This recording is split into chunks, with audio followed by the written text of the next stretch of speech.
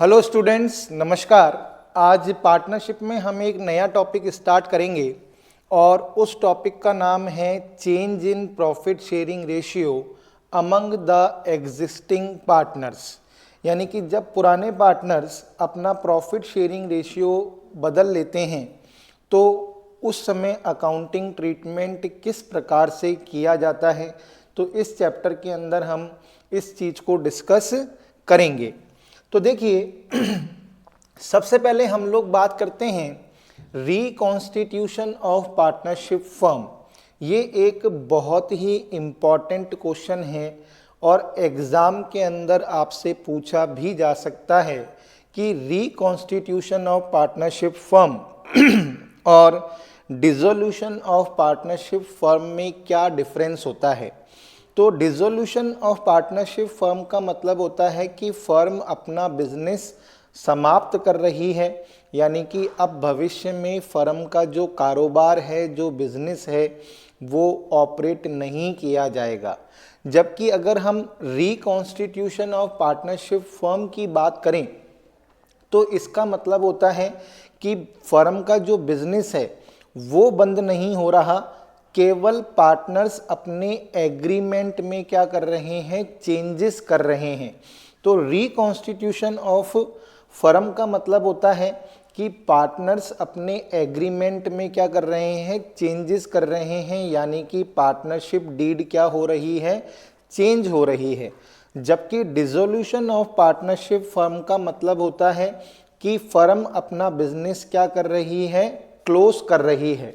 तो देखिए यहाँ पर हम सबसे पहले बात करेंगे reconstitution of partnership firm. Since partnership is based on agreement among the partners, so any change in the terms of agreement gives rise to change in the relationship among the partners। यानी कि ये यहाँ पर क्या कहना चाह रहा है कि पार्टनरशिप जो होती है वो मोस्टली किस पर बेस्ड होती है, एग्रीमेंट के ऊपर बेस्ड होती है। और अपन लोगों ने पढ़ा है कि पार्टनरशिप में जो एग्रीमेंट होता है वो दो तरीके से किया जा सकता है। एक तो ओरली भी किया जा सकता है और रिटन भी किया जा सकता है। तो रिटन एग्रीमेंट को हम लोग पार्टनरशिप डीड कहते हैं। और पार्टनर्स जब भी अपने इस एग्रीमेंट के अंदर चेंज करते हैं तो उनके रिलेशनशिप के अंदर भी क्या आ जाता है, चेंजेस हो जाते हैं अकाउंटिंग पॉइंट ऑफ व्यू से। यानी कि जब भी पार्टनरशिप डीड को चेंज किया जाएगा, so any change in the terms of agreement gives rise to change in the relationship among the partners. तो ये लाइन हमको यही कह रही है कि कोई भी चेंज अगर पार्टनरशिप एग्रीमेंट में किया जाएगा तो उससे पार्टनर्स के रिलेशनशिप में भी क्या आ जाएगा, चेंज आ जाएगा। This change in terms of agreement is called reconstitution of partnership firm.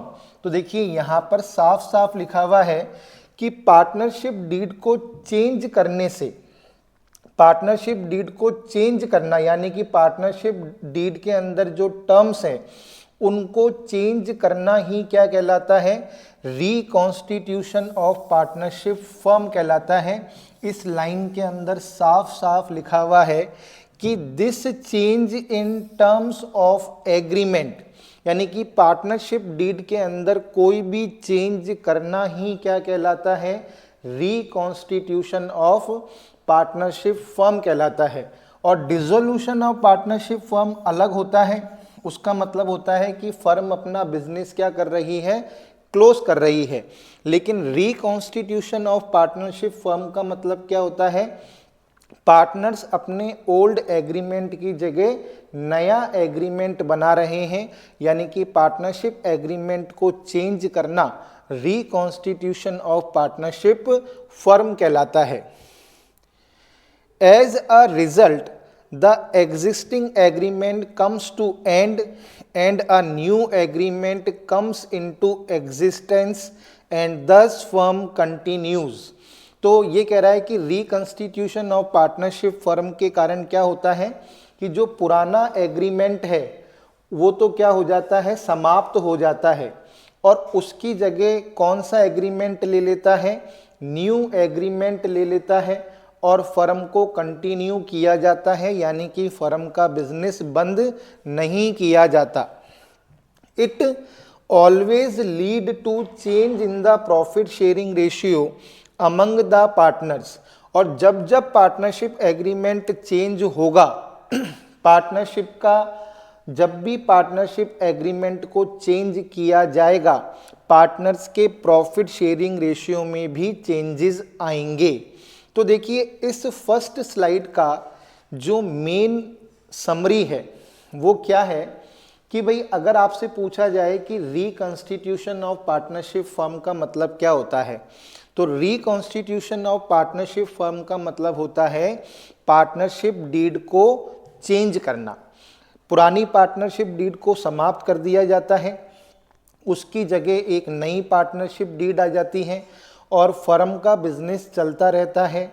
और रिकॉन्स्टिट्यूशन ऑफ पार्टनरशिप फर्म के कारण क्या होता है, पार्टनर्स का प्रॉफिट शेयरिंग रेशियो भी क्या होता है, बदल जाता है। तो क्लास के बीच में आप लोगों को एक इन्फॉर्मेशन भी प्रोवाइड करना चाहता हूं कि मैंने कॉमर्स के स्टूडेंट्स के लिए सेकंड पेपर का एक ऑनलाइन कोर्स स्टार्ट किया है जो कि लाइव फ्रॉम क्लासरूम है।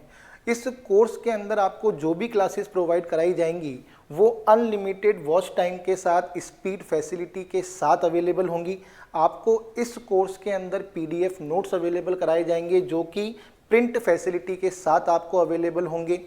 इस बैच के अंदर आपको डाउट सेशन क्लासेस भी प्रोवाइड कराई जाएंगी और इस कोर्स की जो वैलिडिटी होगी वो होगी 1 ईयर, यानी कि एक बार अगर आप इस कोर्स को परचेज कर लेते हैं तो वो 1 ईयर तक आपके पास उसका एक्सेस रहेगा। और साथ ही साथ इस कोर्स की जो सबसे बड़ी बात है वो ये है कि इसके अंदर आपको पूरे सिलेबस की topic wise online test series जो है वो विथ वीडियो सॉल्यूशंस के साथ अवेलेबल कराई जाएगी।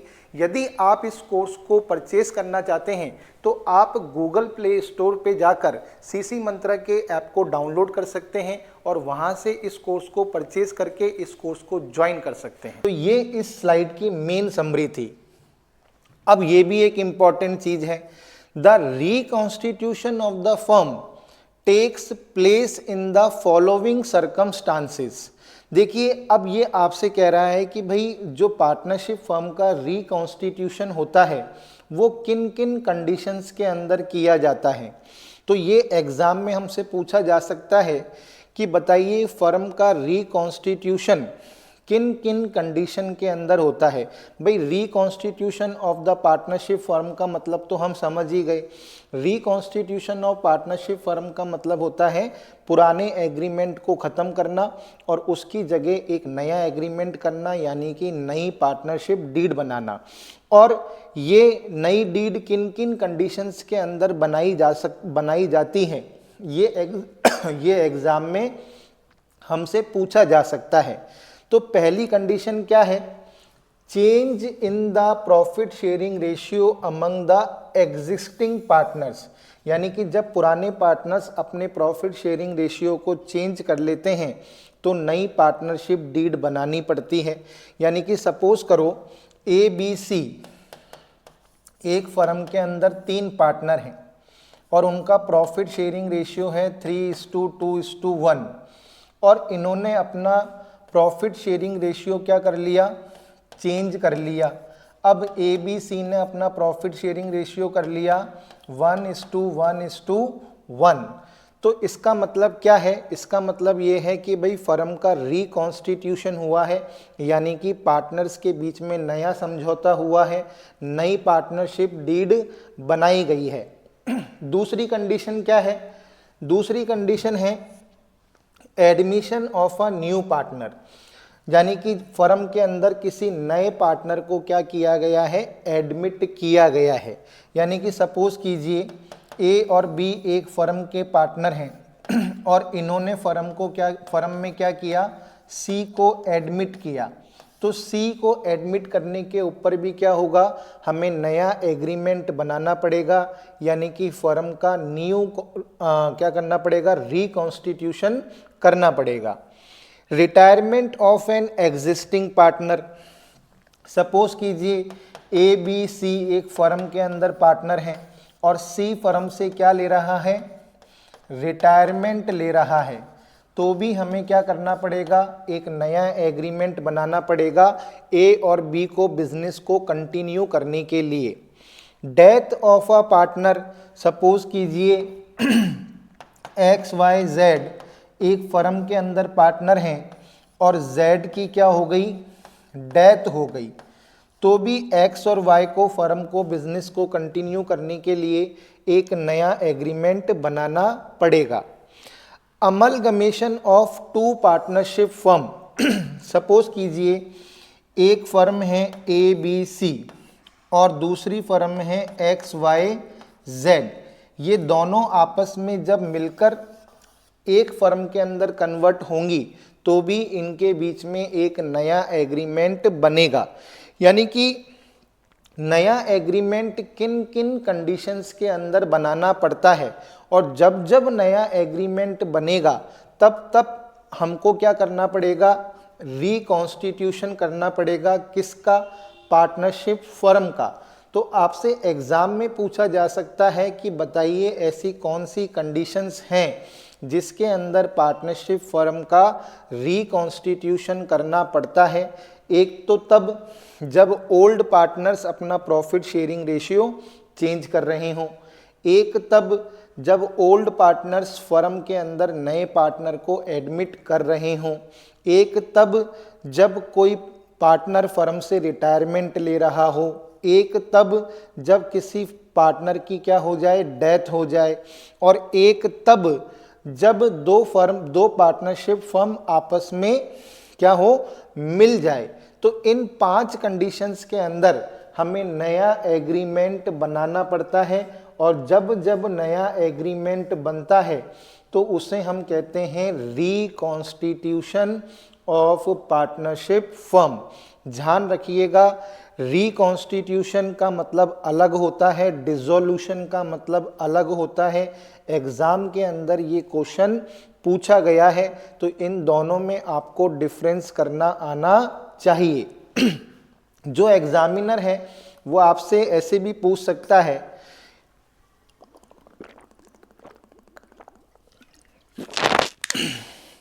जो एग्जामिनर है वो आपसे ऐसे भी पूछ सकता है कि बताइए एडमिशन ऑफ अ पार्टनर के अंदर जो नई पार्टनरशिप डीड बनाई जाएगी तो उसे क्या कहते हैं, तो हमारा आंसर होगा रिकॉन्स्टिट्यूशन ऑफ पार्टनरशिप फर्म कहते हैं। तो इन 5 कंडीशन के अंदर हमें क्या करना पड़ता है, नई पार्टनरशिप डीड बनानी पड़ती है और बिजनेस को कंटिन्यू किया जाता है। नेक्स्ट देखिए, अब हम बात करेंगे फर्स्ट कंडीशन की, change in the profit sharing ratio among the existing partners. यानी कि जब ओल्ड पार्टनर्स अपना प्रॉफिट शेयरिंग रेशियो चेंज कर लेते हैं तो अब अकाउंटिंग ट्रीटमेंट किस तरीके से किया जाता है। तो इसमें लिखा हुआ है, the partners of an existing firm may decide to change their profit sharing ratio as a result of change in the capital contributions due to ill health, old age of partner, due to inability to discharge duties of the firm। तो ये कह रहा है कि भाई जो पुराने partner हैं वो अपना प्रॉफिट शेयरिंग रेशियो जब भी चेंज करते हैं तो इससे क्या होता है, पार्टनर्स के कैपिटल कंट्रीब्यूशंस के अंदर चेंजेस आ जाते हैं। और पार्टनर्स अपना प्रॉफिट शेयरिंग रेशियो चेंज क्यों करते हैं, भाई हो सकता है कि कोई पार्टनर बीमार हो गया हो सकता है कि कोई पार्टनर जो है वृद्ध हो गया हो सकता है कि कोई पार्टनर अपनी ड्यूटीज़ को परफॉर्म करने के अंदर एबल नहीं हो। तो जो रिमेनिंग पार्टनर्स होते हैं वो ऐसे पार्टनर को फर्म से रिटायरमेंट नहीं देते, बल्कि अपने प्रॉफिट शेयरिंग रेशियो को क्या कर लेते हैं, चेंज कर लेते हैं। तो प्रॉफिट शेयरिंग रेशियो को चेंज करने के पीछे बहुत सारे रीजंस हो सकते हैं। यहाँ पर कुछ रीजंस हमको दे रखे हैं कि इन्होंने कहा है कि भाई प्रॉफिट शेयरिंग रेशियो को चेंज करने के पीछे नॉर्मली जो रीजंस होते हैं उनमें फर्स्ट रीज़न क्या होता है कि कोई पार्टनर बीमार हो गया, कोई पार्टनर वृद्ध हो गया यानी कि ओल्ड एज हो गई उसकी, या फिर कोई पार्टनर का कुछ इस तरीके से उसको फिजिकल एब्सेंस हो गई कि वो अपनी ड्यूटीज़ को परफॉर्म नहीं कर सकता। तो इस कंडीशन के अंदर क्या होता है, पार्टनर्स अपना प्रॉफिट शेयरिंग रेशियो क्या कर लेते हैं, चेंज कर लेते हैं। Following issues must be considered carefully due to change in the profit sharing ratio. अब ये कह रहा है कि जब भी पार्टनर्स अपना प्रॉफिट शेयरिंग रेशियो चेंज करते हैं तो अकाउंटिंग पॉइंट ऑफ व्यू से बहुत सारे चेंजेस होते हैं जिन्हें हमें बहुत ही केयरफुली परफॉर्म करना होता है। तो यहाँ पर ये समझाने की कोशिश की जा रही है कि जब भी प्रॉफिट शेयरिंग रेशियो चेंज होता है एग्जिस्टिंग पार्टनर्स के अंदर, तो कौन कौन से अकाउंटिंग ट्रीटमेंट हैं जो हमें परफॉर्म करने होते हैं। तो यहाँ पर ये कह रहा है कि फर्स्ट क्या है, determination of sacrificing ratio and gaining ratio. तो सबसे पहले तो हमको सैक्रिफाइसिंग रेशियो और गेनिंग रेशियो को क्या करना पड़ता है, कैलकुलेट करना पड़ता है। इन सब स्टेप्स को हम एक एक करके सीखेंगे और एग्ज़ाम के अंदर हमसे पूछा भी जा सकता है। तो जब भी पार्टनर्स अपना प्रॉफिट शेयरिंग रेशियो चेंज करेंगे तो सबसे पहले हमें क्या करना है, पार्टनर्स के प्रॉफिट शेयरिंग रेशियो को चेंज करने के कारण जिस भी पार्टनर ने सैक्रिफाइस किया है और जिस भी पार्टनर ने गेन किया है वो रेशियो हमको क्या करना है, निकालना है। फिर सैक्रिफाइसिंग रेशियो और गेनिंग रेशियो को कैलकुलेट करने के बाद हमें गुडविल का ट्रीटमेंट करना है, यानी कि अकाउंटिंग ट्रीटमेंट ऑफ गुडविल। तो हमें गुडविल का क्या करना है, अकाउंटिंग ट्रीटमेंट करना है। तीसरी कंडीशन क्या है, accounting treatment of accumulated profits, reserve and losses. तो गुडविल का ट्रीटमेंट करने के बाद जितने भी अक्यूमुलेटेड प्रॉफिट्स हैं, रिजर्व्स हैं और लॉसेस हैं, इनका भी अकाउंटिंग ट्रीटमेंट करना है। Revaluation of assets and reassessment of liabilities, हमें असेट्स का रीवैल्यूएशन करना है और लाइबिलिटीज का क्या करना है, रीअसेसमेंट करना है। और लास्ट में करना है एडजस्टमेंट ऑफ कैपिटल्स। तो ध्यान रखिएगा, जब भी पार्टनर्स अपना प्रॉफिट शेयरिंग रेशियो चेंज करते हैं तो ये 5 अकाउंटिंग ट्रीटमेंट हमें करने होते हैं। तो जब भी पुराने पार्टनर्स अपने प्रॉफिट शेयरिंग रेशियो को क्या करेंगे, चेंज करेंगे, तो हमको क्या करना पड़ेगा, ये 5 अकाउंटिंग ट्रीटमेंट करने पड़ेंगे। पहला अकाउंटिंग ट्रीटमेंट क्या है, हमें सैक्रिफाइसिंग और गेनिंग रेशियो को कैलकुलेट करना पड़ेगा, हमें गुडविल का अकाउंटिंग ट्रीटमेंट करना पड़ेगा, हमें जो भी अक्यूमुलेटेड प्रॉफिट्स हैं, रिजर्व हैं, लॉसेस हैं, उनका अकाउंटिंग ट्रीटमेंट करना पड़ेगा, हमें असेट्स का रीवैल्यूएशन करना पड़ेगा, लाइबिलिटीज़ का रीअसेसमेंट करना पड़ेगा और लास्ट में करना पड़ेगा एडजस्टमेंट ऑफ कैपिटल। तो यहाँ पर देखिए, अभी तक चल रहा था थ्योरी कंसेप्ट, जिसके अंदर मैंने आपको एक तो डिफरेंस बताया कि भाई रिकंस्टिट्यूशन ऑफ पार्टनरशिप फर्म और डिसोल्यूशन ऑफ पार्टनरशिप फर्म के अंदर क्या डिफरेंस होता है। तो रिकंस्टिट्यूशन ऑफ पार्टनरशिप फर्म का मतलब होता है पार्टनरशिप डीड में चेंज हो रहा है, बिजनेस कंटिन्यू रहेगा।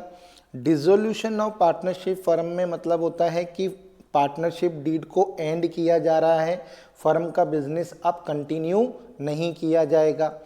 रिकॉन्स्टिट्यूशन ऑफ पार्टनरशिप फर्म किन किन कंडीशन में होता है, 5 कंडीशन होती है। पहली कंडीशन क्या, जब पार्टनर्स अपना प्रॉफिट शेयरिंग रेशियो चेंज कर रहे हैं। दूसरी कंडीशन क्या, जब किसी नए पार्टनर को फर्म में एडमिट किया जा रहा है। तीसरी कंडीशन क्या, जब कोई पार्टनर फर्म से रिटायरमेंट ले रहा है। चौथी कंडीशन क्या, जब किसी पार्टनर की डेथ हो गई।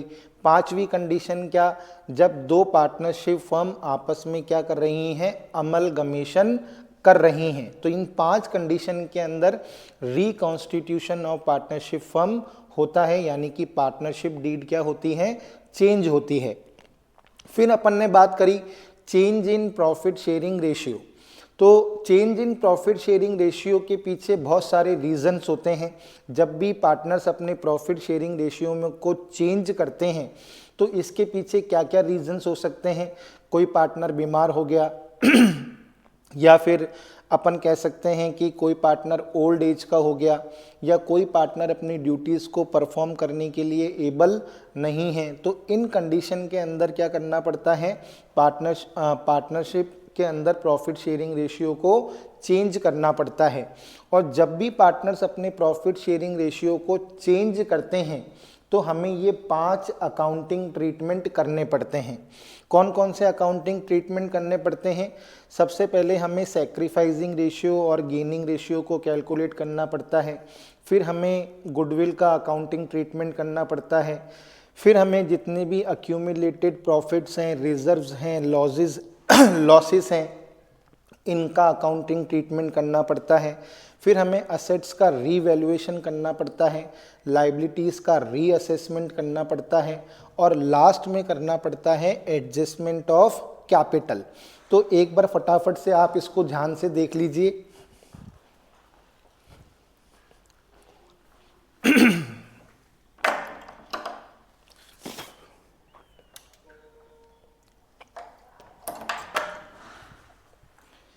एक्चुअल में क्या है कि सर्दी बहुत ज़्यादा पड़ रही है, गला थोड़ा सा ख़राब है, इस चक्कर में थोड़ी प्रॉब्लम आ रही है बोलने में।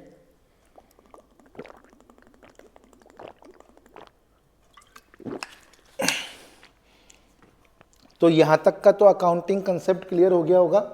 अब देखिए कुछ प्रैक्टिकल क्वेश्चन से समझ रहे हैं।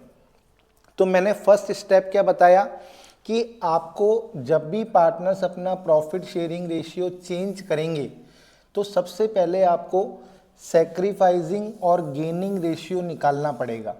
सबसे पहले आपको क्या करना पड़ेगा, सैक्रिफाइसिंग और गेनिंग रेशियो को आपको क्या करना पड़ेगा, कैलकुलेट करना पड़ेगा। तो यहाँ पर देखिए ए, बी और सी 3 पार्टनर्स हैं।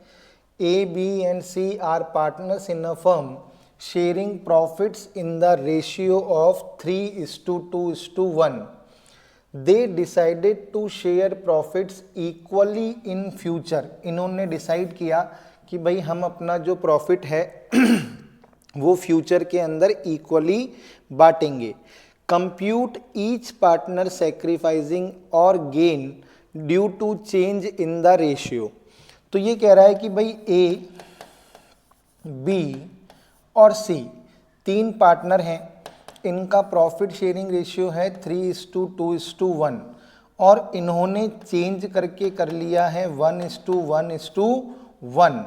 अब हमें क्या करना है, गेनिंग रेशियो और सैक्रिफाइसिंग रेशियो को क्या करना है, कैलकुलेट करना है।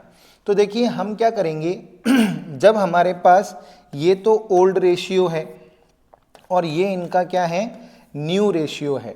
तो जब भी हमारे पास क्वेश्चन के अंदर ओल्ड रेशियो और न्यू रेशियो दोनों गिवन होते हैं तो सैक्रिफाइसिंग और गेनिंग रेशियो निकालने के लिए जो फार्मूला हम यूज़ करते हैं वो फार्मूला है old ratio minus new ratio. तो जब भी हमारे पास क्वेश्चन के अंदर दोनों रेशियो गिवन हो, हमें क्वेश्चन के अंदर ओल्ड रेशियो भी दे रखा है, हमें क्वेश्चन में न्यू रेशियो भी दे रखा है और हमसे कहा जा रहा है कि भाई गेनिंग रेशियो और सैक्रिफाइसिंग रेशियो निकालिए, तो हम कौन सा फार्मूला यूज़ करेंगे, old ratio minus new ratio.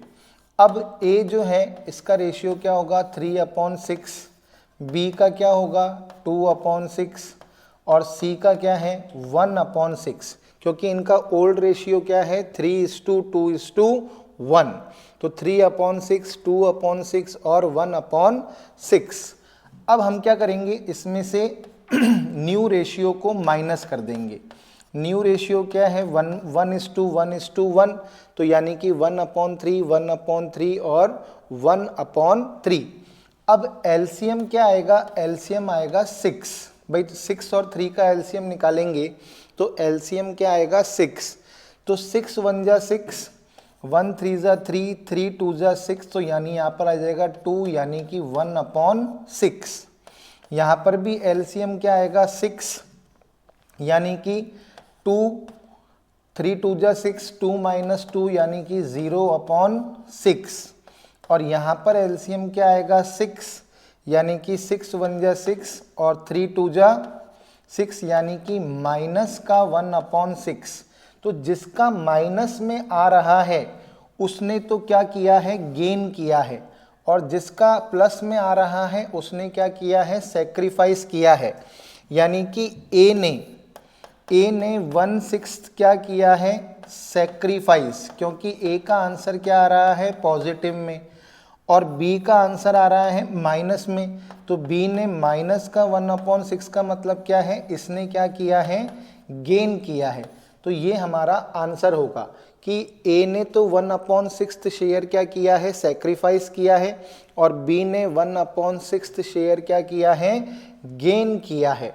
तो जब हमारे पास क्वेश्चन के अंदर ओल्ड रेशियो और न्यू रेशियो दोनों गिवन होते हैं तो हम डायरेक्ट क्या करते हैं, फार्मूला लगा देते हैं, old ratio minus new ratio. अब देखिए नेक्स्ट क्वेश्चन एक और है। नेक्स्ट क्वेश्चन क्या है, X Y and Z, X Y and Z are partners sharing profits in the ratio of 5:3:2, यानी कि एक्स वाई और जेड का हमको ओल्ड रेशियो दे रखा है।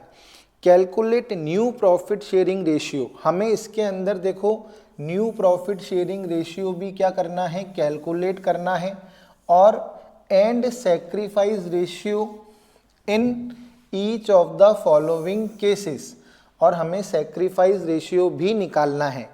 तो सबसे पहले देखिए हम यहाँ पर क्या करते हैं, एक्स वाई और जेड का जो ओल्ड रेशियो हमको दे रखा है हम पहले तो वो लिख लेते हैं कि भाई हमें एक्स वाई और जेड का क्या दे रखा है, ओल्ड रेशियो 5:3:2।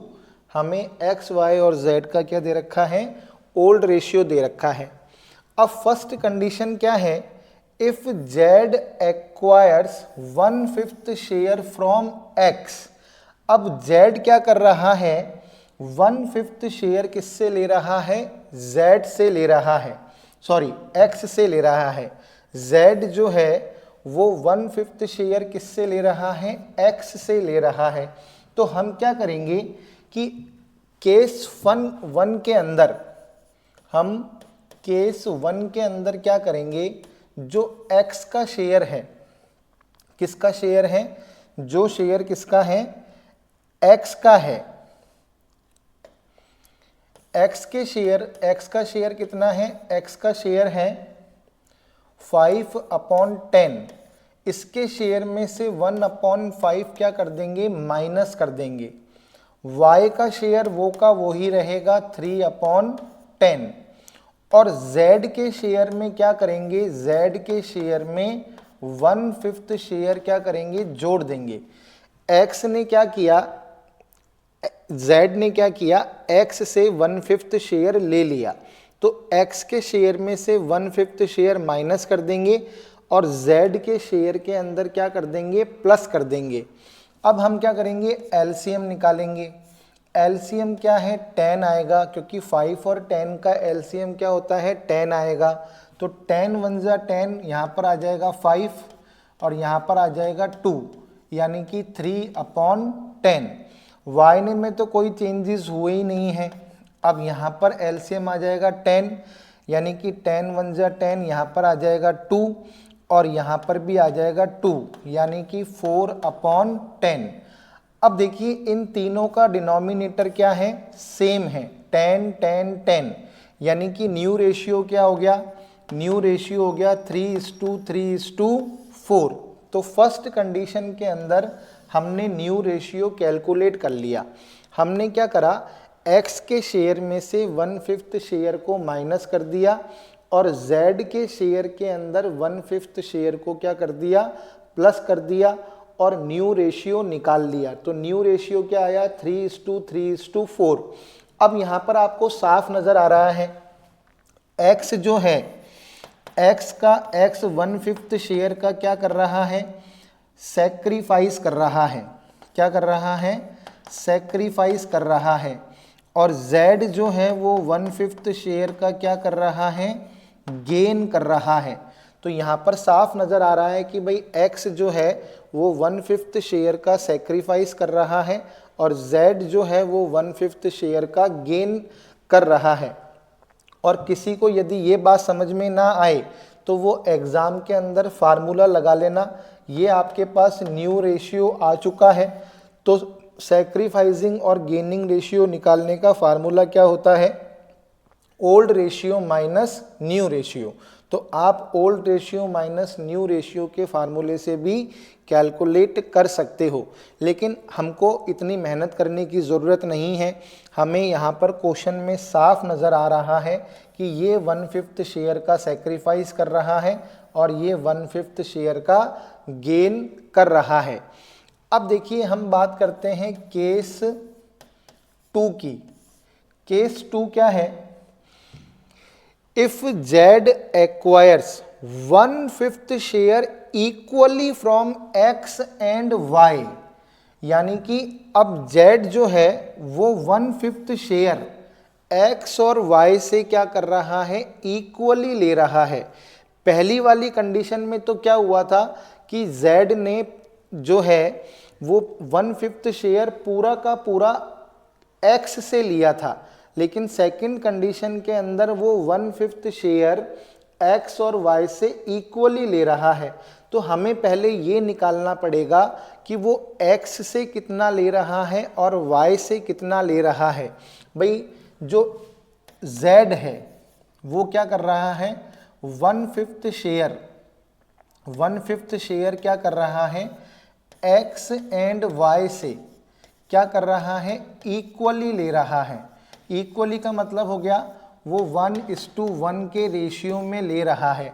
तो पहले हमें 1/5 शेयर को 1:1 के अंदर क्या करना पड़ेगा, डिवाइड करना पड़ेगा।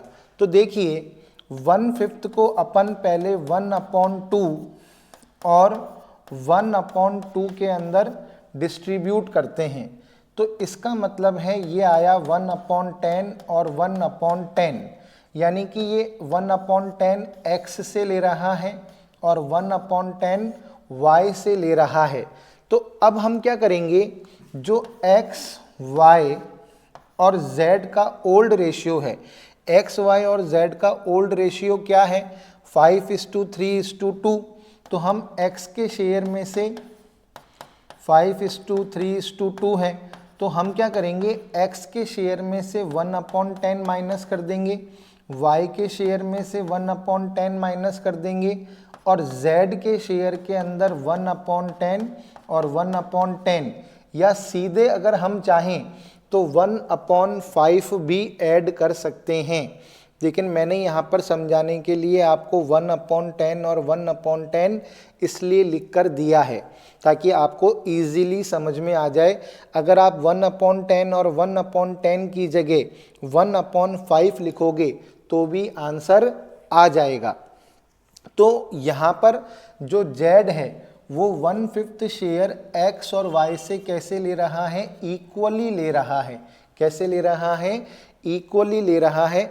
इसलिए पहले मैंने 1/5 को 1:1 के रेशियो के अंदर डिस्ट्रीब्यूट किया, तो मुझे मालूम पड़ा 1/10 ये X से ले रहा है, 1/10 ये Y से ले रहा है। अब यहाँ पर क्या होगा, एलसीएम आ गया 10, तो यहाँ पर 5 - 1, यहाँ पर क्या आ जाएगा, 5 - 1 यानी कि 4/10। यहाँ पर एलसीएम 10 यानी कि 3 - 1 यानी कि 2/10। यहाँ पर भी एलसीएम 10 ही आएगा, तो यहाँ पर आ जाएगा 2 + 1 + 1 यानी कि 4/10। तो न्यू, अब सबका डिनोमिनेटर क्या है, सेम है, तो न्यू रेशियो क्या हो गया 4:2:4, यानी कि 2:1:2, ये इनका क्या हो गया न्यू रेशियो हो गया। तो हमने न्यू रेशियो निकाल लिया। अब हमसे पूछा जाए कि भाई सैक्रिफाइसिंग और गेनिंग भी बताओ, तो भाई x 1/10 क्या कर रहा है सैक्रिफाइस कर रहा है, ठीक है। y क्या कर रहा है 1/10 सैक्रिफाइस कर रहा है, और z जो है वो 1/5 क्या कर रहा है गेन कर रहा है। क्या कर रहा है 1/5 क्या कर रहा है गेन कर रहा है। तो ऐसे अपन क्वेश्चन का आंसर दे सकते हैं। तो केस 2 भी आप लोगों को समझ में आ गया होगा। थोड़ा सा लैंग्वेज को हमको क्या करना है ध्यान में रखना है। थर्ड कंडीशन देखिए, if x, y and z decide to share the future profits and losses equally, तो ये तो इजी कंडीशन हो गई हमारे लिए। इजी कंडीशन कैसे हो गई कि भाई x, y और z केस 3 में क्या हो रहा है भाई x, y और z का ओल्ड रेशियो हमारे पास है 5:3:2। अब ये फ्यूचर के अंदर अपना रेशियो कैसे बांटना चाह रहे हैं 1:1:1। तो ये इनका हो गया ओल्ड रेशियो और ये इनका हो गया न्यू रेशियो। अब हम क्या करेंगे सैक्रिफाइसिंग और गेनिंग निकालने के लिए old ratio minus new ratio कर देंगे। तो x, y और z, तो 5/10, 3/10, 2/10, -1/3, -1/3, -1/3, एलसीएम क्या आ जाएगा 30। एलसीएम क्या आ जाएगा 30। तो 10 3 30, 3 5 15 -10। यहाँ पर भी एलसीएम क्या आ जाएगा 30। 10 3 30, 3 3 9 और 3 10 30, 10 1 10। और यहाँ पर एलसीएम क्या आ जाएगा 30, यानी कि 10 3 30, 3 2 6 -10। ठीक है। अब यहाँ पर हो गया 5/30, यहाँ पर माइनस का 1/30 और यहाँ पर हो गया माइनस का 4/30। तो भाई इसने क्या किया है सैक्रिफाइस किया है और इन दोनों ने क्या किया है गेन किया है। तो ये हमारा आंसर हो गया। तो हमें सबसे पहले क्या करना पड़ता है, हमें जब भी पार्टनर्स अपना प्रॉफिट शेयरिंग रेशियो चेंज करते हैं तो हमें सबसे पहले सैक्रिफाइसिंग और गेनिंग रेशियो क्या करना पड़ता है कैलकुलेट करना पड़ता है। सबसे पहले आपको क्या करना है सैक्रिफाइसिंग और गेनिंग रेशियो को क्या करना है कैलकुलेट करना है। ये सबसे पहला अकाउंटिंग ट्रीटमेंट होता है। तो अपन ने 2 रेशियो करके देख लिए। अब देखिए आगे आगे देखिए 2 क्वेश्चन अपन ने कर लिए। अब देखिए सेकंड अकाउंटिंग ट्रीटमेंट क्या आ रहा है। सेकंड अकाउंटिंग ट्रीटमेंट आ रहा है accounting treatment of goodwill. Accounting treatment of goodwill यानी कि जब भी पार्टनर्स अपना प्रॉफिट शेयरिंग रेशियो चेंज करते हैं तो गुडविल का अकाउंटिंग ट्रीटमेंट कैसे किया जाता है। तो इसमें अपन को 2 स्टेप करने हैं। सबसे पहले तो हमारे पास सैक्रिफाइसिंग और गेनिंग शेयर होना चाहिए। हम अकाउंटिंग ट्रीटमेंट तभी कर सकते हैं जब हमारे पास एग्जिस्टिंग पार्टनर्स का क्या हो सैक्रिफाइसिंग रेशियो हो और गेनिंग रेशियो हो। तो इसीलिए तो पहले हमने गेनिंग रेशियो और सैक्रिफाइसिंग रेशियो निकालना सीखा, क्योंकि फर्स्ट स्टेप वो ही है। जब तक आप सैक्रिफाइसिंग रेशियो और गेनिंग रेशियो नहीं निकालोगे तब तक आप आगे के स्टेप नहीं कर सकते। तो गुडविल का अकाउंटिंग ट्रीटमेंट करने का पहला स्टेप क्या है कि सबसे पहले आप क्या करो, सबसे पहले हमें गेनिंग रेशियो और सैक्रिफाइसिंग रेशियो कैलकुलेट करना है, जो हम सीख चुके हैं। उसके बाद हमारे पास जो फर्म की गुडविल वैल्यूड की हुई गुडविल होगी, ध्यान रखिएगा न्यू गुडविल के आगे न्यू गुडविल के आगे हमेशा क्या लिखा हुआ होता है, वैल्यूड। न्यू गुडविल के आगे हमेशा क्या लिखा हुआ होता है, वैल्यूड, ठीक है ना। तो वैल्यूड गुडविल को हम क्या करेंगे, सैक्रिफाइसिंग और गेनिंग शेयर के अंदर, वैल्यूड गुडविल में से सैक्रिफाइसिंग और गेनिंग शेयर के अकॉर्डिंग अमाउंट को कैलकुलेट कर लेंगे, और फिर गेन करने वाला जो पार्टनर है उसके कैपिटल और करंट अकाउंट को डेबिट कर देंगे, और सैक्रिफाइस पार्टनर के कैपिटल या करंट अकाउंट को क्या कर देंगे, क्रेडिट कर देंगे। यानी कि अगर फ्लक्चुएटिंग कैपिटल मेथड है तो कैपिटल अकाउंट यूज करेंगे, और यदि फिक्स्ड कैपिटल मेथड है तो हम क्या करेंगे, करंट अकाउंट को यूज करेंगे। तो यानी कि अकाउंटिंग ट्रीटमेंट करने की जो जनरल एंट्री होती है वो क्या होती है, गेनिंग पार्टनर्स कैपिटल और current account debit to sacrificing partners capital और करंट अकाउंट। रट लीजिए, दिमाग के अंदर बैठा लीजिए, क्योंकि ये जनरल एंट्रीज याद होनी चाहिए। जब भी पार्टनर्स अपना प्रॉफिट शेयरिंग रेशियो चेंज करते हैं तो अकाउंटिंग ट्रीटमेंट की जनरल एंट्री क्या होती है, गेनिंग पार्टनर्स कैपिटल या current account debit to sacrificing partners capital और करंट अकाउंट। ये जनरल एंट्री हमेशा की जाती है, और इसके अकाउंट को डेबिट किया जाता है गेनिंग रेशियो में के अकॉर्डिंग, और इसके अकाउंट को क्रेडिट किया जाता है सैक्रिफाइसिंग रेशियो के अकॉर्डिंग। और यदि बुक्स के अंदर ओल्ड गुडविल भी दे रखी हो, ओल्ड गुडविल के आगे हमेशा क्या लिखा हुआ होगा, appearing in the books. New goodwill के आगे तो वैल्यूड शब्द लिखा हुआ होता है, क्या लिखा हुआ होता है, वैल्यूड। और ओल्ड गुडविल के आगे क्या वर्ड लिखा हुआ होता है, अपीयरिंग इन द बुक्स। तो ओल्ड गुडविल को हमें क्या करना पड़ता है, राइट ऑफ करना पड़ता है।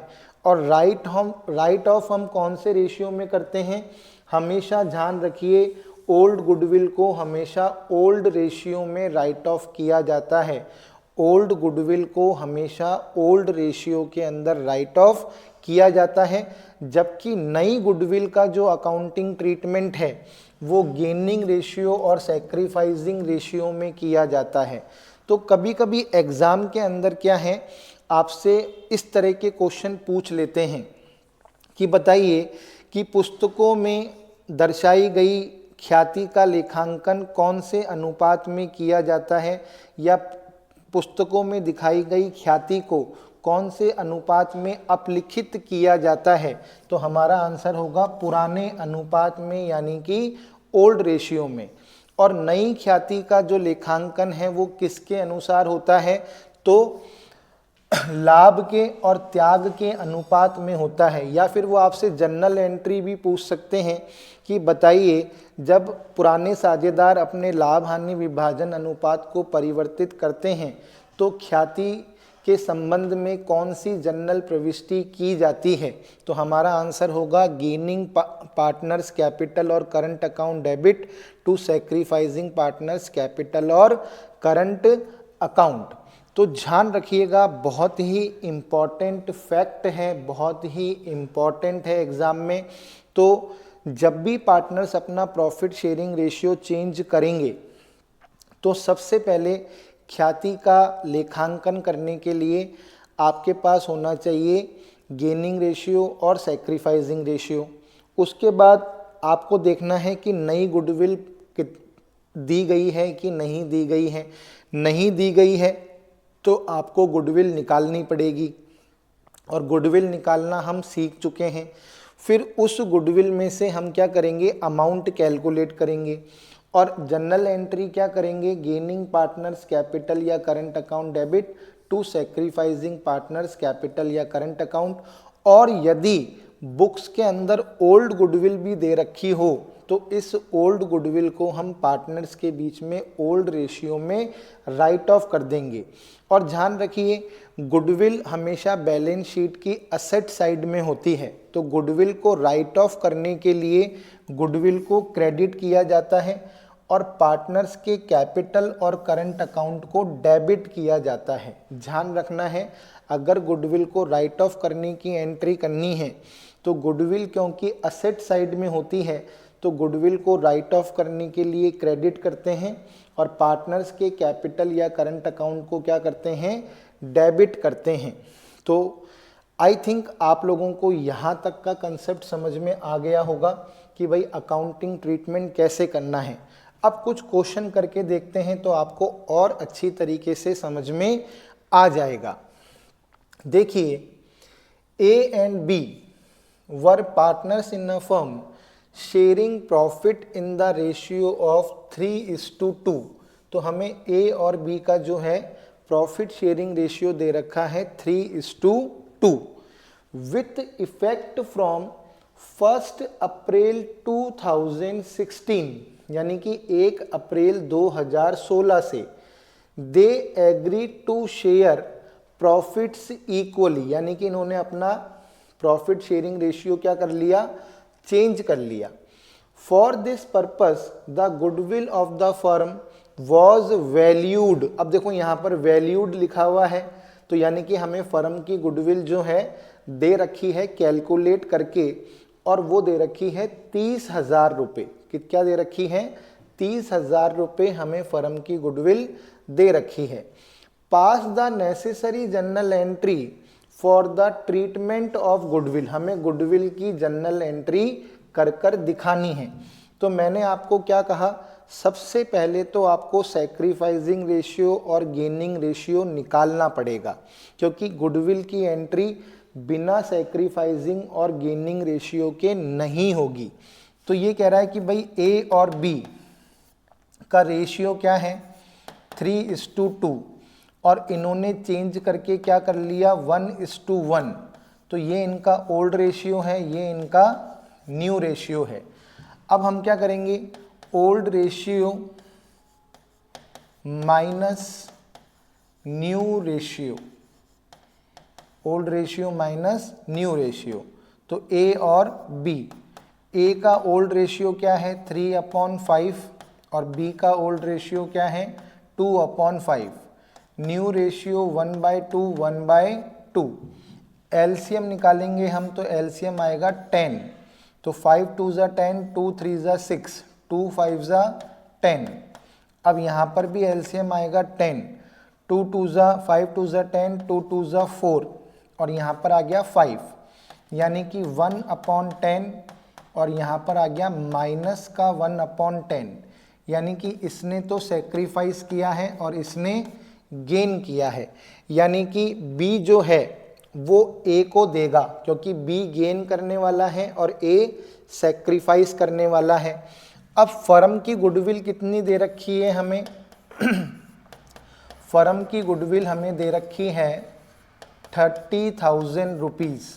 तो 30,000 रुपीज़ का 1/10 यानी कि 3,000 रुपीज़, कितने 3,000 रुपीज़ जो है वो बी किसको देगा, ए को देगा, क्योंकि बी ने गेन किया है और ए ने क्या किया है, सेक्रीफाइस।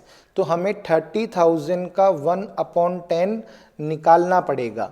तो यहाँ पर जनरल एंट्री क्या हो जाएगी, अब क्वेश्चन में कुछ भी मेंशन नहीं है तो हम फ्लक्चुएटिंग कैपिटल मेथड मानेंगे। तो हम यहाँ पर एंट्री कर देंगे B's capital account debit, B's capital account debit to A's capital account 3,000 rupees और 3,000 रुपीज़। तो इस तरीके से हम इस क्वेश्चन को कंप्लीट करेंगे। तो आपको यहाँ तक समझ में आ गया क्या अच्छी तरीके से? जल्दी से रिप्लाई करके बताएं कि यहाँ तक का कंसेप्ट क्लियर है क्या आपका?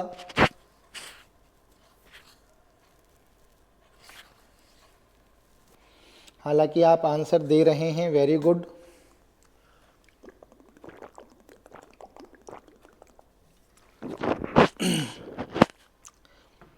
तो यहाँ तक का कंसेप्ट बिल्कुल क्लियर हो गया आप लोगों का? ठीक है।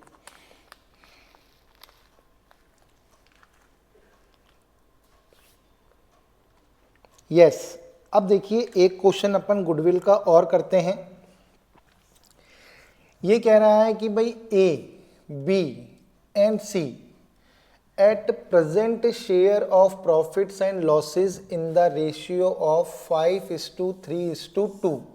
ए, बी और सी का जो प्रॉफिट शेयरिंग रेशियो है वो है 5:3:2।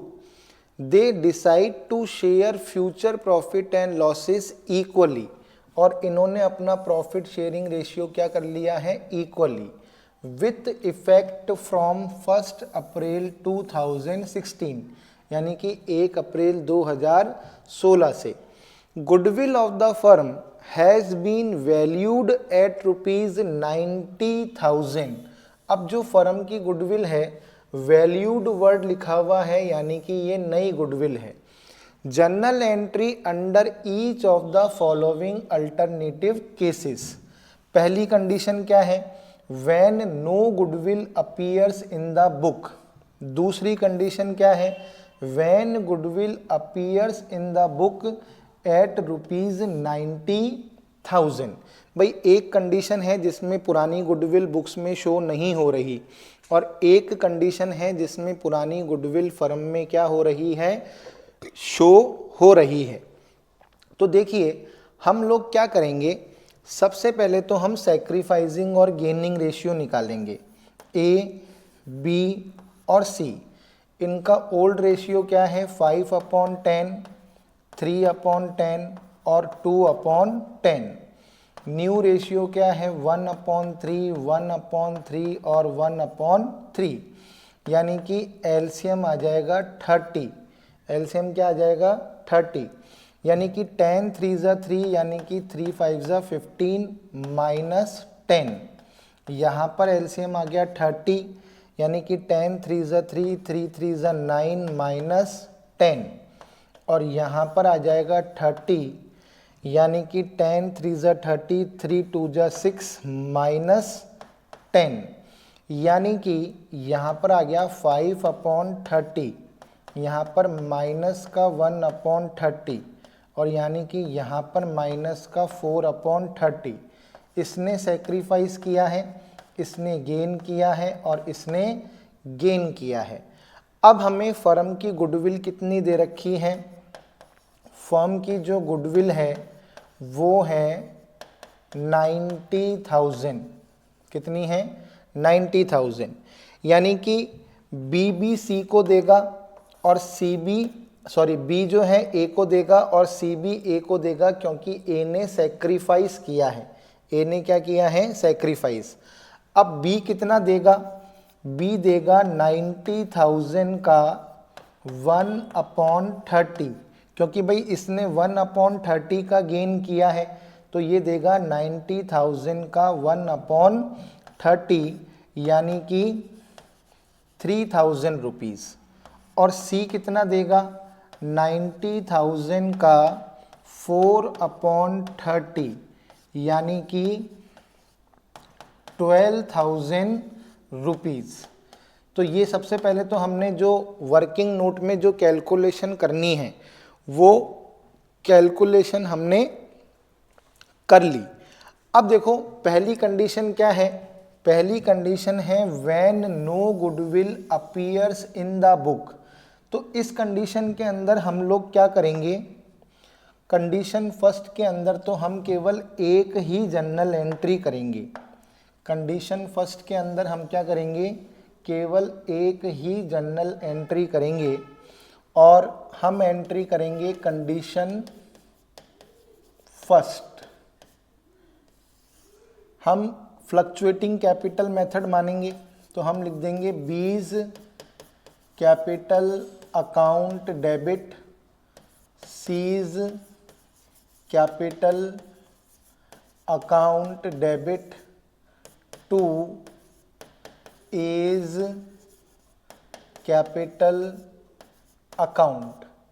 ए देगा 3,000 रुपीज़, ये देगा 12,000 रुपीज़, और ए को टोटल मिलेंगे 50,000 रुपीज़। तो कंडीशन फर्स्ट में तो केवल क्या होगा, यही वाली जर्नल एंट्री होगी, दूसरी जर्नल एंट्री नहीं होगी। अब कंडीशन सेकंड में क्या है, कंडीशन सेकंड ये है कि भाई सबसे पहले तो इसमें क्या कह रहा है कंडीशन सेकंड में, ध्यान से देखिए, when goodwill appears in the book, तो पहले तो हमें क्या करना पड़ेगा, इस गुडविल को राइट ऑफ करना पड़ेगा। कौन से रेशियो के अंदर, ओल्ड रेशियो के अंदर सबसे पहले हमें इसे राइट ऑफ करने की एंट्री करनी पड़ेगी। और ओल्ड रेशियो क्या है, 5:3:2। तो ए, बी और सी 90,000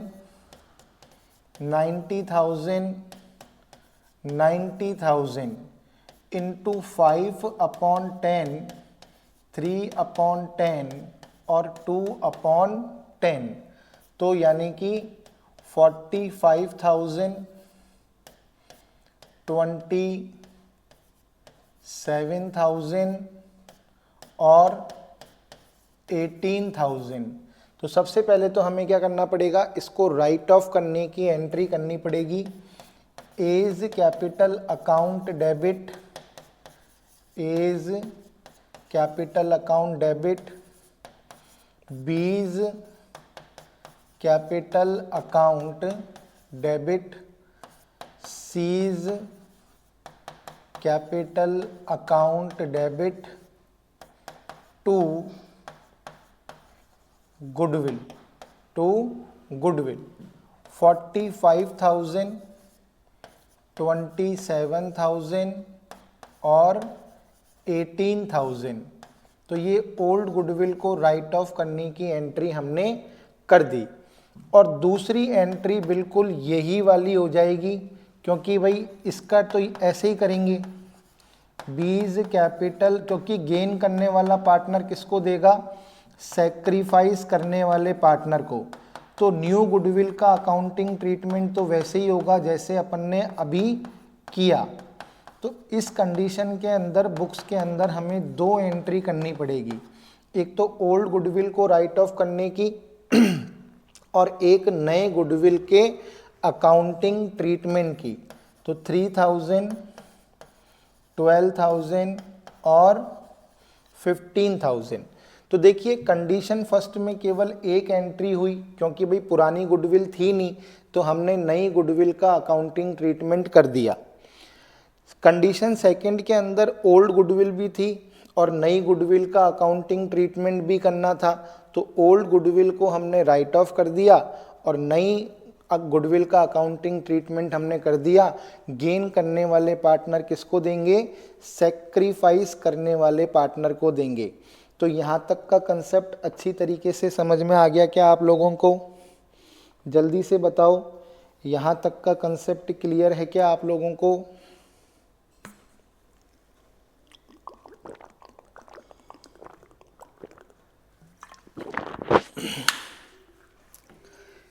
यहाँ तक का कंसेप्ट बिल्कुल क्लियर है?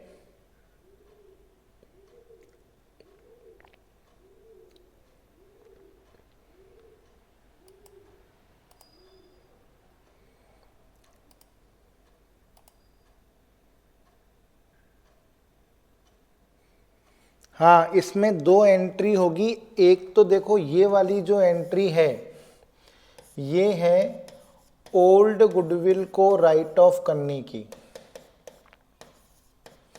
क्योंकि भाई पुरानी वाली गुडविल बुक्स में अपीयर हो रही है। पुरानी वाली गुडविल क्या हो रही है, बुक्स में अपीयर हो रही है ना। और ये एंट्री क्या है, न्यू गुडविल। ये अकाउंटिंग ट्रीटमेंट है गुडविल का। क्लियर हो गई बात? तो ध्यान रखना, लास्ट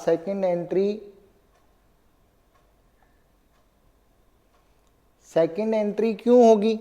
सेकंड एंट्री इसलिए होगी क्योंकि भाई आप इसका ये अलग गुडविल है, ये वैल्यूड गुडविल में से आपने क्या करा, गेन करने वाला पार्टनर सैक्रिफाइस करने वाले को देगा। तो मैंने आपको यहाँ पर यही तो बताया था कि भाई गुडविल में हमेशा दो कंडीशन होती है, भाई ये वाली जो एंट्री है ये तो नई गुडविल के ट्रीटमेंट की है, ये तो आपको करनी ही करनी है। और इस एंट्री को तब करते हैं जब पुरानी गुडविल बुक्स में अपीयर होती है। इस एंट्री को तब करते हैं जब पुरानी गुडविल बुक्स में क्या होती है, अपीयर होती है।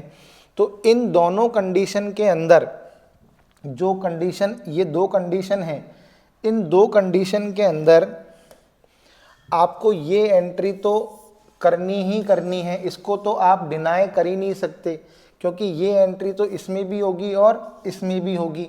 रही इस एंट्री की बात, तो ये हमने क्यों करी है, क्योंकि क्वेश्चन में क्या लिखा हुआ है, when goodwill appears in the book.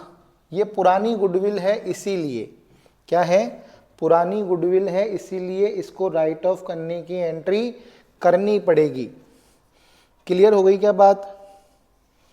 यहाँ तक समझ में आ गया क्या आप लोगों को अब? क्लियर? Okay, thank you.